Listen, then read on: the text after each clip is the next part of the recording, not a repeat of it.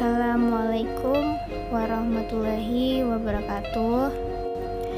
Perkenalkan, kami dari kelompok 4 mahasiswi program studi S1 Akuntansi non-reguler Universitas Tadulako, dan yang beranggotakan saya sendiri, Nadia Apriliani Barung, dan teman saya bernama Cantika Dias Arneta. Baik, pada kesempatan kali ini kami akan menjelaskan dan memaparkan sebuah materi guna memenuhi salah satu tugas pada mata kuliah audit 2. Materi yang akan kami paparkan pada kesempatan kali ini yaitu tentang siklus pengeluaran. Baik, kita akan langsung masuk ke dalam materinya.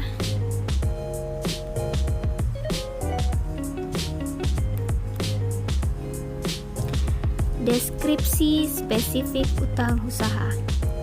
Utang usaha termasuk sebagai unsur utang lancar. Utang lancar meliputi semua kewajiban yang akan dilunasi dalam periode jangka pendek atau 1 tahun atau kurang dari tanggal neraca atau dalam siklus kegiatan normal perusahaan, dengan cara mengurangi aktivitas yang dikelompokkan dalam aktiva lancar atau dengan cara menimbulkan utang lancar yang lain.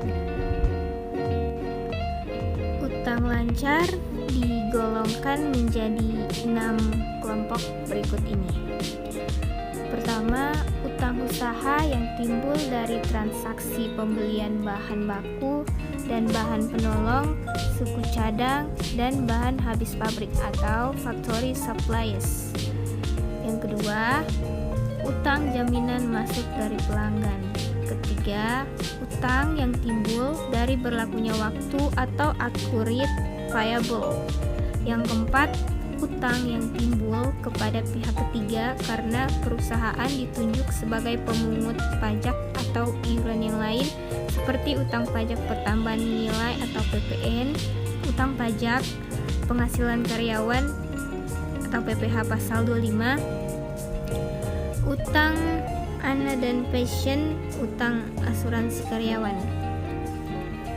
Akrual yang timbul dari kegiatan usaha perusahaan, utang lain yang diperkirakan dilunasi dalam jangka waktu pendek seperti utang bank atau kredit modal kerja. Perbedaan karakteristik utang lancar dengan karakteristik aktiva lancar adalah utang lancar memiliki karakteristik yang berbeda dengan aktiva lancar. Perbedaan ini mengakibatkan perbedaan di dalam pengujian substantifnya. Oleh karena itu, perbedaan itu perlu disadari oleh auditor. Perbedaan karakteristik utang lancar dengan aktiva lancar ini adalah sebagai berikut. 1. Dalam menyajikan aktiva lancar, klien berkecenderungan umum untuk menyajikan aktiva tersebut lebih tinggi dari jumlah yang senyatanya. Yang kedua, dalam menyajikan aktiva lancar, klien menghadapi masalah penilaian unsur-unsur aktiva lancar pertanggal neraca. Yang terakhir, perbedaan pengujian substantif terhadap utang lancar dengan pengujian substantif terhadap aktiva lancar. Perbedaan pengujian substantif terhadap utang lancar dengan pengujian substantif terhadap aktiva lancar adalah sebagai berikut. 1. Pengujian substantif utang lancar ditunjukkan untuk menemukan adanya penyajian utang lancar yang lebih rendah dari jumlah yang seharusnya atau understatement utang lancar.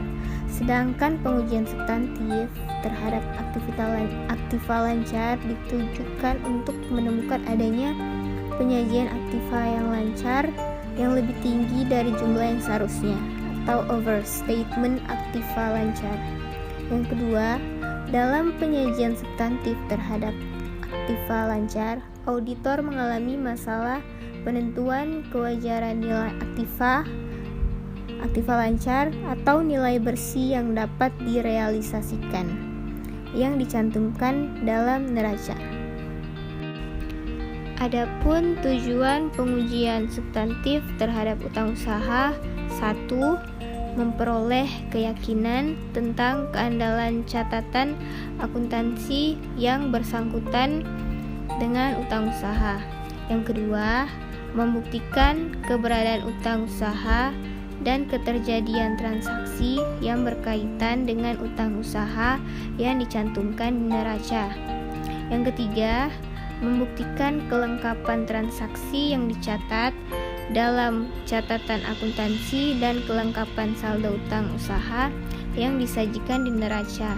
Yang keempat, membuktikan kewajiban klien yang dicantumkan di neraca. Yang kelima, membuktikan kewajiban penyajian dan pengungkapan utang usaha di neraca. Untuk mencapai tujuan tersebut, dirancang pengujian substantif yang digolongkan ke dalam 5 kelompok, yaitu: pertama, prosedur audit awal; yang kedua, prosedur analitik; yang ketiga, pengujian terhadap transaksi rinci; yang keempat, pengujian terhadap saldo akun rinci; dan yang terakhir, verifikasi terhadap penyajian dan pengungkapan. Membuktikan asersi keberadaan dan kejadian utang usaha yang dicantumkan di neraca. Untuk membuktikan asersi aktiva dan keterjadian transaksi yang bersangkutan dengan utang lancar, auditor melakukan sebagai pengujian substantif sebagai berikut ini. 1. Pengujian analitik. Yang kedua, pemeriksaan bukti penduduk transaksi yang berkaitan dengan utang usaha. Yang ketiga, pemeriksaan pisah batas transaksi yang berkaitan dengan piutang usaha. Yang keempat, konfirmasi piutang usaha. Dan yang terakhir, rekonsiliasi utang yang tidak dikonfirmasi ke pernyataan piutang yang diterima oleh klien dari krediturnya. Ringkasan asersi dan uji hubungan transaksi, saldo akun, dan pengeluaran yang tepat dicairkan dan diperoleh. Asersi kelas transaksinya, occurrence, dan uji substantif transaksinya, uji sampel voucher untuk pesanan pembelian dan laporan pembelian ulang. Terus ada kelengkapan. Uji substantif transaksinya melacak sampel voucher untuk pembelian jurnal. Kemudian otorisasi. Uji substantif transaksinya uji sampel pembelian untuk otorisasi yang tepat. Dan ada akurasi, menghitung ketetapan dari sampel yang berhubungan. Dan ada cut-off, membandingkan tanggal sampel voucher dengan transaksi yang tercatat dalam jurnal pembelian. Dan terakhir ada klasifikasi biaya untuk sampel transaksi. Asersi saldo akun meliputi eksistensi, konfirmasi akun terpilih yang dapat dibayarkan. Ada hak dan kewajiban, periksa kembali voucher untuk permintaan pembelian order, menyusun laporan, dan melibatkan vendor. Ada kelengkapan, uji saldo akunnya, dapatkan daftar akun yang dapat dibayarkan dan disepakati secara keseluruhan dengan buku besar. Kemudian ada valuasi alokasi, tinjau hasil konfirmasi akun yang terpilih untuk dibayarkan. Asersi tentang penyajian dan pengungkapan meliputi peristiwa dan hak kewajiban. Uji detail pengungkapannya menanyakan akun yang dapat dibayarkan dan pengeluaran yang disalurkan untuk memastikan itu diungkap dengan benar.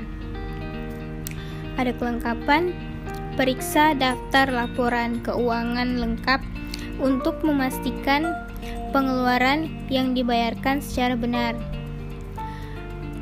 Klasifikasi dan pemahaman, tinjau ulang akun yang dapat dibayarkan untuk utang material, utang jangka panjang, dan utang non-dagang. Pastikan diungkap secara terpisah. Dan terakhir, akurasi dan valuasi, membaca catatan kaki dan informasi lainnya untuk memastikan informasi tersebut akurat. Assalamualaikum warahmatullahi wabarakatuh. Nama saya Cantika Dias Arneta, Stambuk C301-18442. Di sini saya akan melanjutkan materi mengenai program pengujian substantif terhadap utang usaha. Program pengujian substantif terhadap utang usaha berisi prosedur audit yang dirancang untuk mencapai tujuan audit seperti yang telah diuraikan di atas. Tahap-tahap prosedur audit dimulai dari pemeriksaan yang bersifat luas dan umum sampai ke pemeriksaan yang bersifat rinci. Prosedur audit awal.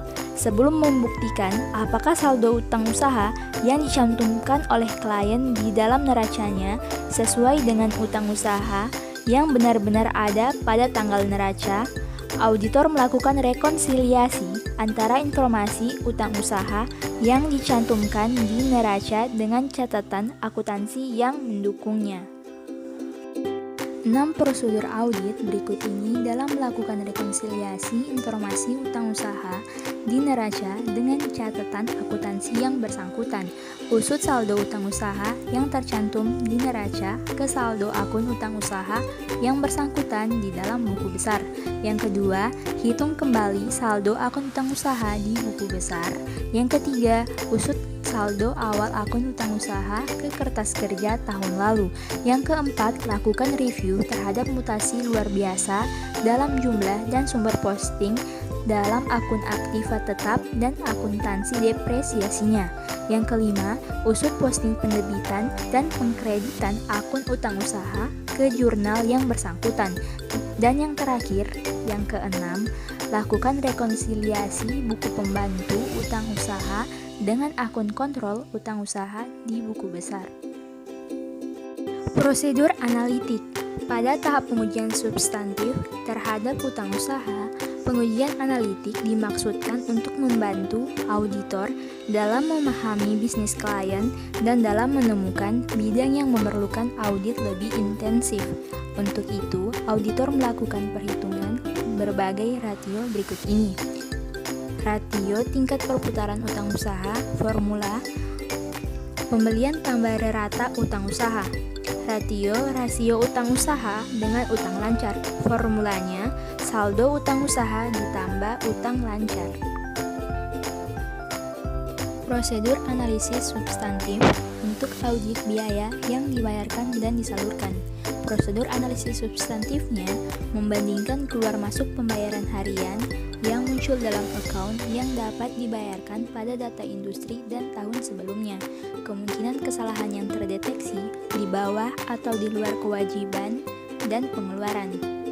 Membandingkan saldo harian dalam rekening yang dapat dibayar dan dihitung dengan saldo tahun sebelumnya, di bawah atau di luar kewajiban dan pengeluaran.